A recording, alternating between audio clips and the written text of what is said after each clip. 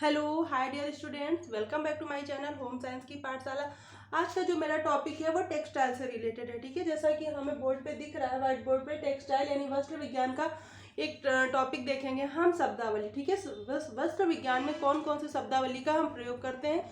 बहुत सारी चीज़ें ऐसी होती हैं कि हमें प्रोसेस तो पता होता है, पर उस प्रोसेस को किस टर्म से बुलाया जाता है वो हमें नहीं पता होता है, या फिर हमें टर्म का नाम पता है पर वो किस जगह यूज किया जाता है ये नहीं पता होता है। तो वो आज हम देखेंगे यहाँ पे। तो वीडियो को स्टार्ट कर लेते हैं। सबसे पहले हम देखेंगे टेक्सटाइल। ठीक है, टेक्सटाइल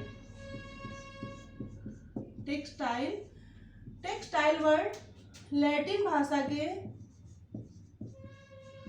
लैटिन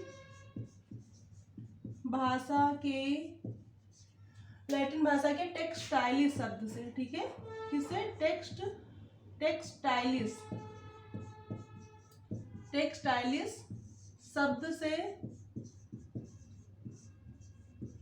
शब्द से लिया गया है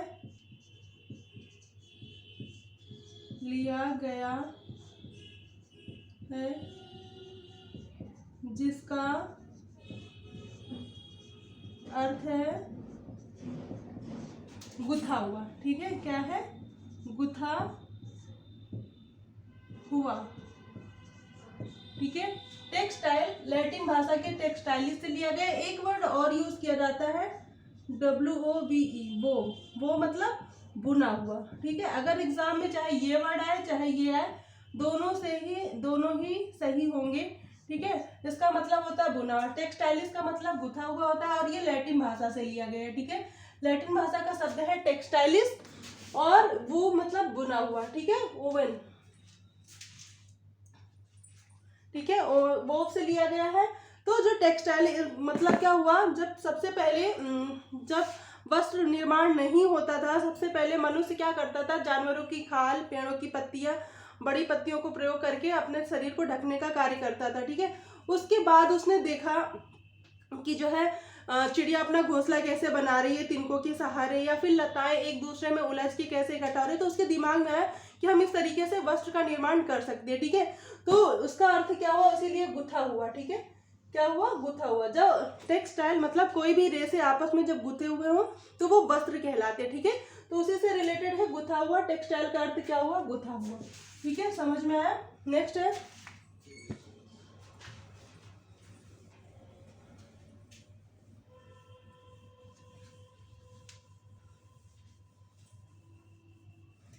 है फिलामेंट।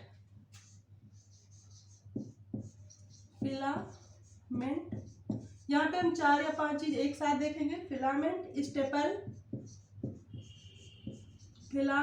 स्टेपल और एक देखेंगे टो मतलब TOW,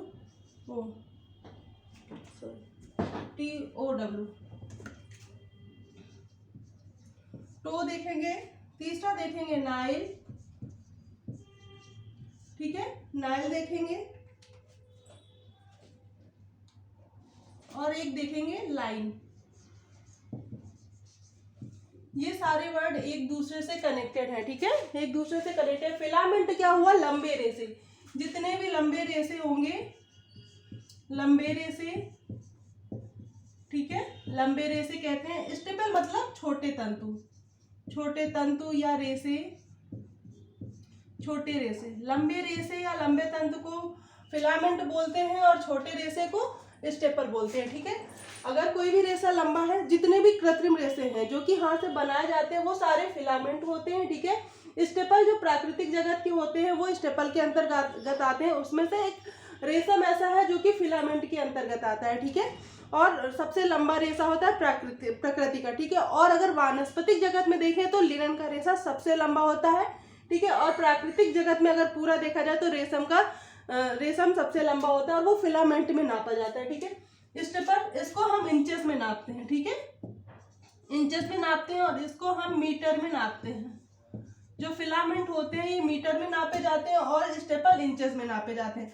अब हम देखेंगे टो, नाइल और लाइन क्या होता है। ठीक है, जब हम कॉम्बिंग का प्रोसेस करते हैं ना रेसों में जब हम कॉम्बिंग का प्रोसेस करते हैं, कॉम्बिंग मतलब कंघी करना, अभी आगे हम बताते हैं। तो टो जो लिनन के छोटे रेसे होते हैं, लिनन के रेशों पर जब कंघी की जाती है उस टाइम पे जो छोटे रेशे प्राप्त होते हैं उन्हें हम टो बोलते हैं। ठीक है, छोटे रेशे जो होते हैं उन्हें टो बोलते हैं और लाइन बोलते हैं लंबे रेशे को। लंबे रेशों को किसके? लिनन के। सिर्फ लिनन के रेशों के लिए ये वर्ड यूज किया जाता है। ठीक है, सिर्फ लिनन के लिए ये वर्ड यूज किया जाता है। और ये जो नाइल है ये कपास के लिए यूज होता है। कपास कॉम्बिंग के प्रोसेस के बाद जो छोटे रेशे प्राप्त होते हैं हमें, जो बहुत छोटे रेशे प्राप्त होते हैं उन्हें नाइल बोलते हैं। ठीक है, क्या बोलते हैं? नाइल। क्लियर हो रहा है? एक बार फिर से देखते हैं। फिलामेंट मतलब लंबे रेशे, कोई भी रेशा, जितने भी रेशे हैं उनको हम दो भागों में डिवाइड करेंगे। ठीक है, फिलामेंट और स्टेपल। फिलामेंट के अंतर्गत सारे लंबे रेशे आएंगे और स्टेपल के अंतर्गत छोटे रेशे आएंगे। जिन्हें हम इंचेस में नापते हैं वो स्टेपल होंगे और जिन्हें हम मीटर में नापते हैं वो फिलामेंट होंगे। ठीक है, क्लियर हो रहा है? सिर्फ लिनन के लिए ये वर्ड यूज होता है, टो और लाइन। जो लिनन में कॉम्बिंग के बाद छोटे रेशे प्राप्त होते हैं उन्हें टो बोलते हैं और जो लंबे रेशे प्राप्त होते हैं उन्हें लाइन बोलते हैं। ठीक है, और जो नाइल होता है ये सिर्फ कपास के लिए यूज होता है। कॉम्बिंग के बाद जो छोटे रेशे प्राप्त होते हैं उन्हें हम नाइल बोलते हैं। ठीक है, क्लियर हो रहा है? जो कुछ समझ में ना आए आप लोग कमेंट करिएगा, मैं उसे क्लियर कर दूंगी। ठीक है, अब नेक्स्ट वर्ड देखते हैं, प्रतिस्कंदता। प्रतिस्कंदता, ठीक है, और इसी के साथ हम देखेंगे प्रत्यास्थता, क्योंकि दोनों एक दूसरे से मिलते जुलते हैं और स्टूडेंट को बहुत ज्यादा कंफ्यूजन होता है इन दोनों शब्द पे। ठीक है, तो आज आपको क्लियर हो जाएगा प्रतिस्कंदता क्या है और प्रत्यास्थता क्या है। ठीक है, प्रतिस्कंदता अर्थात रेजिलेंसी और प्रत्यास्थता मतलब इलास्टिसिटी। आप लोग इंग्लिश वर्ड याद करेंगे तो ज्यादा सही रहेगा, क्योंकि हिंदी के लिए कई वर्ड यूज हो जाते हैं। ठीक है, इलास्टिसिटी। ठीक है, तो अब हम दोनों को देखेंगे। प्रतिस्कंदता क्या होता है? जब रेशों में दबाव पड़े, ठीक है, जब रेशों में दबाव हो और दबाव के बाद वो अपनी पुनः स्थिति में आ जाता है, उसको हम प्रतिस्कंदता बोलते हैं। प्रत्यास्थता का क्या होता है? जब रेशों में खिंचाव होता है उसके बाद वो अपनी स्थिति में आ जाते हैं तो जो है वो प्रत्यास्थता होती है। यहाँ पे दोनों चीज कॉमन क्या है? अपनी स्थिति में आ जाना। रेशों का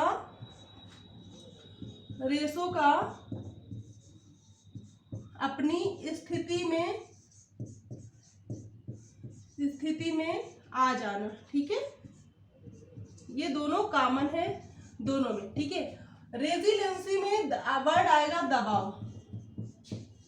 दबाव और इधर वर्ड आएगा खिंचाव। ठीक है, दोनों में ये अलग है। ठीक है, वस्त्र अपनी स्थिति में वापस आ जाते हैं, रेशे अपनी स्थिति में वापस आ जाते हैं दबाव के बाद और खिंचाव के बाद। ठीक है, क्लियर हो रहा है? दबाव के बाद और खिंचाव के बाद जब हम रेशों में दबाव पड़ता है, जैसे कि अपना कंबल है, कंबल में जब हम दबाव डालते हैं उसके बाद हम छोड़ते तो वो पुनः अपनी स्थिति में आ जाता है, तो वो रेजिलेंसी होता है। जब कपड़े सिकुड़ते नहीं है वो अपनी स्थिति में वापस आ जाते हैं। इलास्टिसिटी क्या होता है? जब हम वस्त्रों को खींचते हैं उसके बाद छोड़ते हैं तो वो अपनी जगह पे आ जाता है। जैसा कि अपना रबर बैंड, हम लोग रबर बैंड यूज करते हैं, उसको जब हम खींचते हैं तो खिंच जाता है, उसके बाद जब छोड़ते तो अपनी स्थिति में फिर से वापस आ जाता है। तो रेशों के जो ये दोनों गुण है ना, प्रतिस्कंदता और प्रत्यास्थता, वो यही है। जब रेशे अपनी स्थिति में आ जाते हैं, खिंचाव के बाद तो इलास्टिसिटी और दबाव के बाद तो रेजिलेंसी। क्लियर हो रहा है? अगर क्लियर ना हो तो आप लोग कमेंट जरूर करिएगा। ठीक है, नेक्स्ट देखते हैं। ये जो वर्ड बताने जा रहे हैं ये बहुत बार कई एग्जाम में पूछा गया है और मोस्ट इंपॉर्टेंट है। और ये जो प्रत्यास्थता और प्रतिस्कंदता था ना, ये तो वस्त्रों के गुण है। ठीक है, वस्त्र के रेशों के गुण है। ठीक है, जो रेशों में जो गुण होते हैं उसके अंतर्गत आता है प्रत्यास्थता और प्रतिस्कंदता। अब देखते हैं सेंफोराइजिंग क्या है।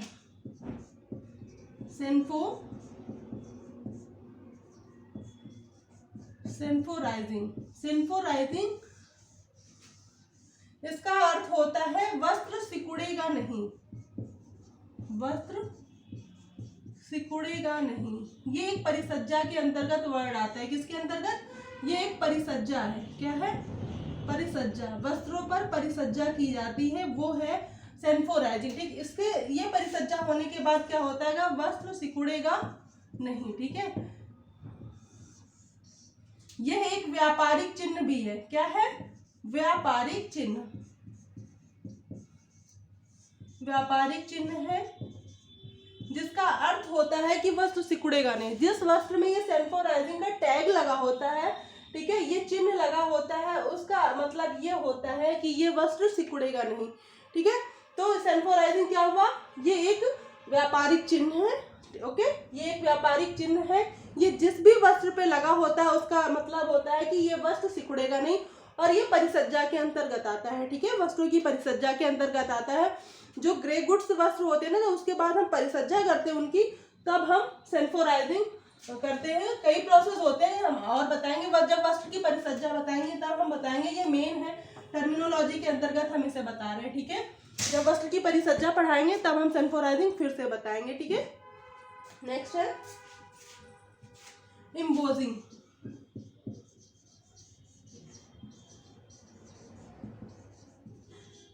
एम्बोजिंग, ठीक है, एम्बोजिंग ये भी परिसज्जा होती है। इसमें क्या होता है? वस्त्र में उभार लाया जाता है। हम लोगों ने अक्सर सबने, ज़्यादातर सब गर्ल्स स्टूडेंट हैं, ज़्यादातर तो सबने एम्बोज पेंटिंग जरूर बनाई होगी। क्या होती थी?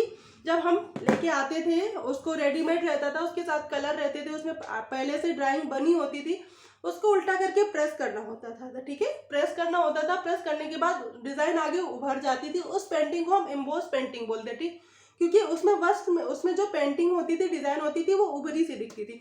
तो जब हम वस्त्र में कोई डिज़ाइन ऐसी बनाते हैं जिसमें उभार आए, ठीक है, क्या है?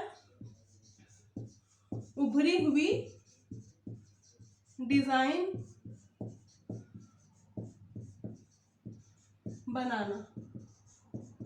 जब वस्त्र पर उभार आए, वस्त्र को टच करने पे पता चले कि यहाँ पे उभार है, डिज़ाइन अलग से पता चलती है, वो होती है एम्बोजिंग। ये भी एक परिसज्जा होती है, वस्त्रों पे की जाती है। ठीक है, नेक्स्ट देखेंगे कैलिको।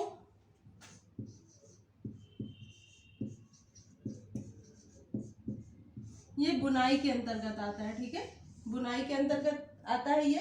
कैलिको का मतलब होता है सादी बुनाई का प्लेन कपड़ा।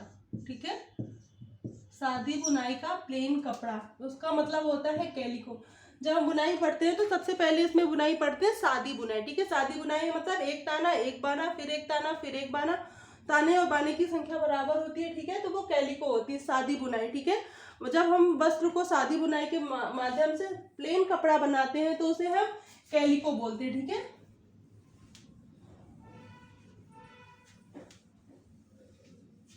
नेक्स्ट देखेंगे स्लाइवरिंग।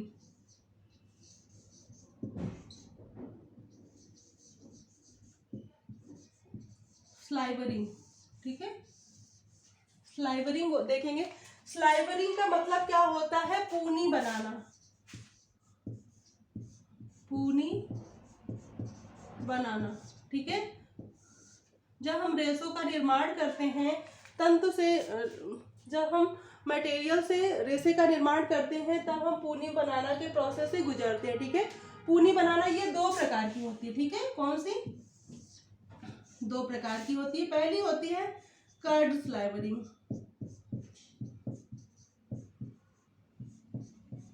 कार्ड स्लाइवरिंग। दूसरी होती है कॉम्ब, कॉम्ब स्लाइवरिंग। कार्ड स्लाइवरिंग और कॉम्ब स्लाइवरिंग। ठीक है, तो जब हम पूनी बनाने का जो प्रोसेस होता है, पूनी बनाना क्या होता है? एक तरीके से रेशों का गट्ठर बना लेना, लपेट के। ठीक है, तो जब कार्ड स्लाइवरिंग क्या होती है? जब हम कार्डिंग का प्रोसेस करते हैं ना, जब हम जैसे कपास है, कपास की जो रुई है उसकी धुनाई करते हैं, उसके बाद जब हम उसकी जो पूनी बनाते हैं ना, वो कार्ड स्लाइवरिंग के अंतर्गत आता है, ठीक है। उसके बाद रेसों की कॉम्बिंग की जाती है। कॉम्बिंग के बाद जब हम स्लाइवरिंग करते हैं, जब दोबारा पूनी बनाते हैं ना, तो उसे कॉम्ब स्लाइवरिंग कहते हैं। अगर ये पूछा जाए तो ये आपको क्लियर होना चाहिए, ठीक है। स्लाइवरिंग का मतलब होता है पूनी बनाना, और ये दो प्रकार का होता है, कार्ड स्लाइवरिंग एंड कॉम्ब स्लाइवरिंग। तो जो कार्ड स्लाइवरिंग होता है वो कॉर्डिंग के प्रोसेस के बाद जब पूनी बनाई जाती है तो वो कार्ड स्लाइवरिंग होती है, और कॉम्बिंग के प्रोसेस के बाद जब पूनी बनाई जाती है तो वो कॉम्ब स्लाइवरिंग होती है। क्लियर हो रहा है? नेक्स्ट देखते हैं।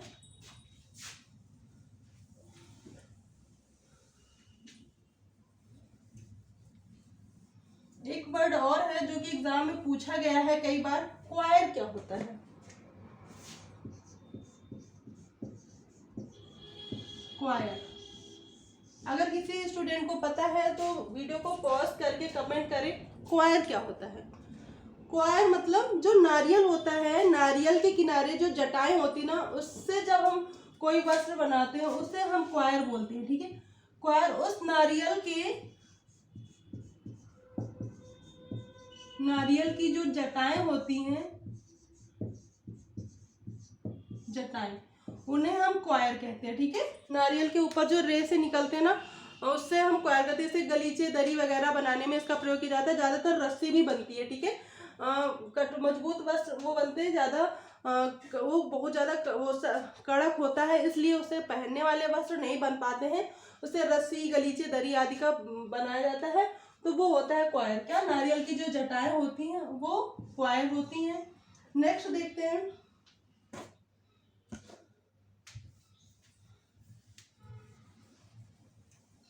एक वर्ड आता है गाज।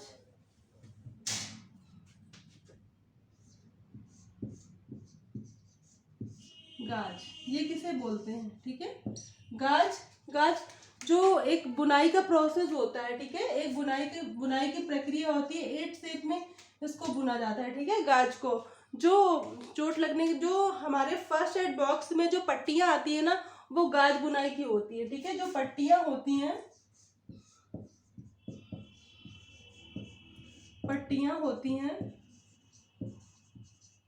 वो गाज बुनाई की ही होती हैं। गाज बुनाई की होती हैं। अगर पूछा जाए गाज बुनाई किस अंग को प्रदर्शित करती है, तो वो 8 शेप को, ठीक है। जब हम पट्टी को ध्यान से देखेंगे तो उसमें छोटे छोटे 8 टाइप से बना होता है, ठीक है। तो जो पट्टियां होती है वो कौन सी बुनाई की होती हैं? गाज बुनाई की, ठीक है। क्लियर हो रहा है? तो आज के लिए बस इतना। Thanks for watching my video. Next video मैं जल्द लेके आती हूँ। अगर वीडियो पसंद आई हो तो प्लीज़ वीडियो को लाइक करें, शेयर करें, चैनल को सब्सक्राइब जरूर करें। थैंक्स।